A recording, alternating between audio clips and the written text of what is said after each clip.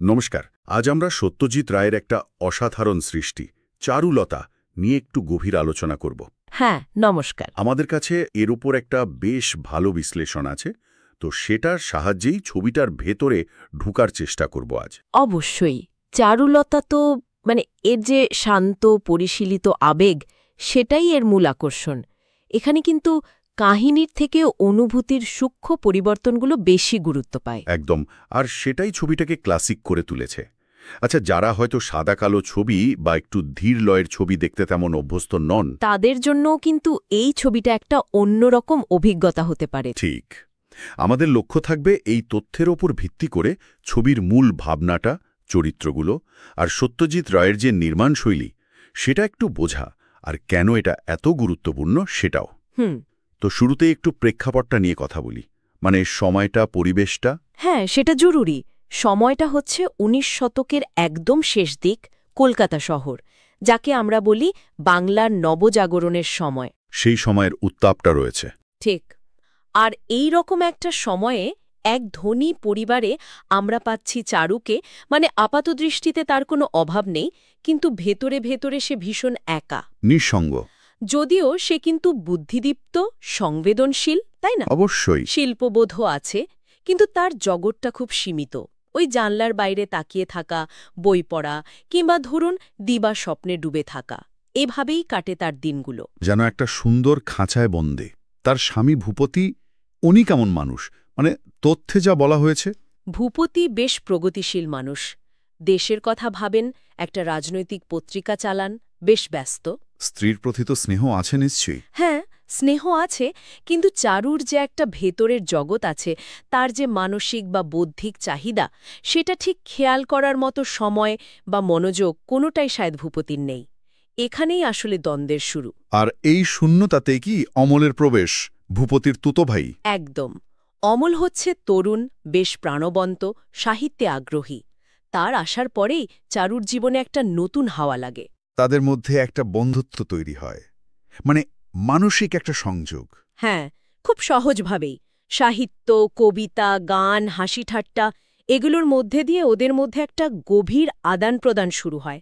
এটা কিন্তু তথ্যেও স্পষ্ট বলা আছে, শারীরিক নয়। কিন্তু মানসিক ঘনিষ্ঠতা। হ্যাঁ, আর সেই মানসিক টানাপোড়েন, তার যে তীব্রতা, এমনকি তার যে ঝুঁকি, রায় সেটাই খুব সূক্ষ্মভাবে দেখিয়েছেন। তার এটা শুধু একটা প্রেম বা নিষিদ্ধ আকর্ষণের গল্প নয়। না না, তার চেয়ে অনেক গভীর।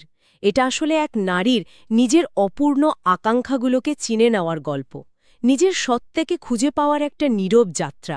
পরিণতিটাও তো বেশ অন্যরকম, খুব মেলোড্রামাটিক নয়। একেবারেই না, বেশ বিষণ্ণ, বাস্তবসম্মত। অমল যখন বুঝতে পারে সম্পর্কটা জটিল হয়ে যাচ্ছে, সে কিন্তু নিঃশব্দে সরে যায়। আর ভূপতি, সে যখন জানতে পারে, সে তো স্বাভাবিকভাবেই খুব আঘাত পায়। বিশ্বাসভঙ্গের যন্ত্রণাটা তীব্র। কিন্তু দেখুন, রায় এখানে কাউকেই ঠিক ভিলেন হিসেবে দেখাননি। সেটাই, কাউকে দোষারোপ করা হয়নি। না, বরং একটা নীরবতা, একটা দূরত্ব, একটা বিষণ্ণতাই যেন প্রধান হয়ে ওঠে।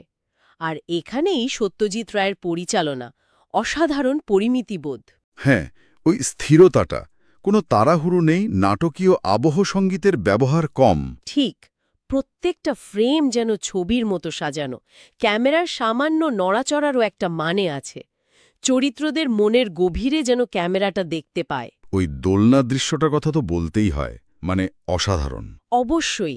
চারু দোলনায় দুলছে, অপেরা গ্লাস দিয়ে বাইরের জগৎ দেখছে। কোনো সংলাপ নেই কিন্তু। কিছু না, শুধু ওই দোলনার ছন্দ, চারুর দৃষ্টি আর আবহ সঙ্গীত।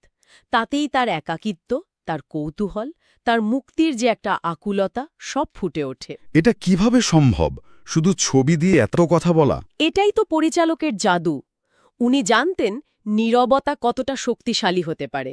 হয়তো রেনোয়া বা দেসিকার মতো ইউরোপীয় পরিচালকদের কাজের ছাপ কিছুটা আছে, কিন্তু রায়ের নির্মাণে একটা নিজস্ব ভারতীয় ভঙ্গি, একটা স্থিরতা, ডিটেলের প্রতি মনোযোগ, সেটা খুব স্পষ্ট। মুখের অভিব্যক্তি, একটা চাহনি, এগুলোই অনেক কথা বলে দেয়। একদম। আর ছবির সঙ্গীত, সেটাও তো রায় নিজেই তৈরি করেছেন। হ্যাঁ, যা চরিত্রদের ভেতরের না বলা কথাগুলোকেই যেন সুর দেয়, বিষণ্ণ, শান্ত। ঠিক। আচ্ছা, মূল গল্পটা তো রবীন্দ্রনাথ ঠাকুরের নষ্টনীর উপন্যাস থেকে নেওয়া। হ্যাঁ, সেটা তো সেই সময়ের নিরিখে বেশ সাহসী লেখা ছিল, তাই না? খুবই সাহসী। মানে একজন বিবাহিত মহিলার অন্য পুরুষের প্রতি মানসিক আকর্ষণ, এটা সেই সময় তুলে ধরা সহজ ছিল না। রায় কি মূল গল্পের সেই মেজাজটা, সেই সূক্ষ্ম ব্যাপারটা ধরতে পেরেছিলেন? আমার মনে হয় পুরোপুরি। নষ্টনীরের যে একটা মার্জিত, সংযত অথচ গভীর আবেগের জগৎ, রায় সেটাকেই পর্দায় নিয়ে এসেছেন। আর সেজন্যই ছবিটা এত কালজয়ী। এই যে সম্পর্কের মধ্যে থেকেও একা হয়ে যাওয়া, অব্যক্ত অনুভূতি, নিজের চাওয়াকে বুঝতে পারা, এগুলো তো চিরকালীন। একদম। চারু কিন্তু তথাকথিত বিদ্রোহী নয়। সে সংসার ছেড়ে বেরিয়ে যায় না, কিন্তু তার ভেতরে যে একটা জাগরণ ঘটে, একটা পরিবর্তন আসে, সেটা খুব স্পষ্ট। আর ছবির শেষ দৃশ্যটা, আমার মনে হয় ওটা বাংলা সিনেমার অন্যতম সেরা একটা মুহূর্ত। ওই ফ্রিজ ফ্রেমটা, দুটো হাত প্রায় ছুঁয়ে ফেলার মুহূর্তে স্থির হয়ে যাওয়া। হ্যাঁ, কত সংলাপের থেকে বেশি শক্তিশালী একটা অসম্ভব সংযমের ছবি। নিঃসন্দেহে।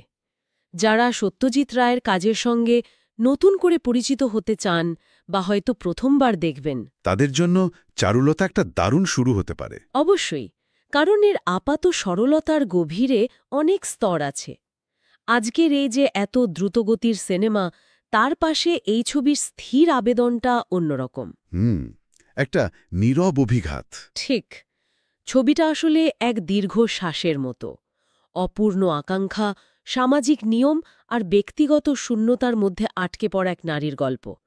হয়তো খুব উচ্চকিত নয়, কিন্তু মনে গভীর ছাপ ফেলে যায়। দেখার পরেও রেশটা থেকে যায়। আর যদি একটা প্রশ্ন নিয়ে ভাবার অবকাশ থাকে, সেটা হলো এই যে একটা আপাতদৃষ্টিতে ব্যক্তিগত গল্প, এটা কিভাবে সেই ১৯ শতকের শেষ ভাগের সমাজ, বিশেষ করে অন্তঃপুরের নারীর মনস্তত্ত্বকে এত নিখুঁতভাবে ধরল। সেটাই, হয়তো এই নীরবতাই চারুলতার সবচেয়ে বড় শক্তি। আমারও তাই মনে হয়।